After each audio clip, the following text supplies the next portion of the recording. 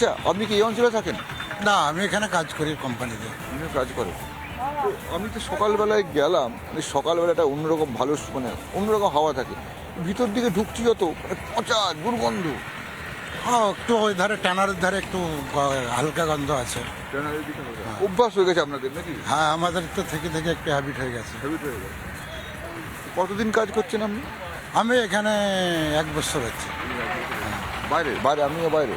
হ্যাঁ, কোথায় বাড়ি আপনাদের? আমার বাড়ি বীরভূম। ও, আপনিও বীরভূমের? ও, তাহলে বীরভূম, মুর্শিদাবাদ বিভিন্ন জায়গা থেকে মানুষ। হ্যাঁ, অনেক জায়গা থেকে এখানে লেদার কমপ্লেক্সে অনেক জায়গার লোক আছে।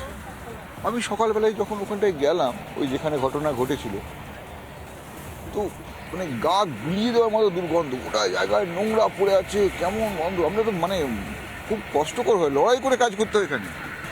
আপনি অনেকে ওইভাবে করছে, কারণ আগেকার থেকে এখন অনেকটাই হয়ে গেছে। আগের থেকে বেটার হয়েছে, মানে আগে আরো বিভৎস ছিল। আরও একটু ছিল তখন। তো ওখানে ঢোকাই যাচ্ছে না, এত গন্ধ। ওইভাবেই চলছে। ওইভাবেই চলছে।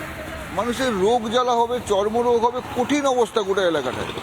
মানে মানে এত বাজে দুর্গন্ধ, যেখানে হাঁটা চলা দেয়, রাস্তা ধারে ঠকঠক করছে নর্দমা, এখানটা তাও একটু ভালো আছে। হ্যাঁ, এসব জায়গা অনেকটা ভালো। ওই সাইডটা একটু মানে আর 500 মিটার দূরে গেলেই মানে নরক গুলজার। হ্যাঁ, একটু নোংরা ওই সাইডটা। ওটা কি একটু বলছেন?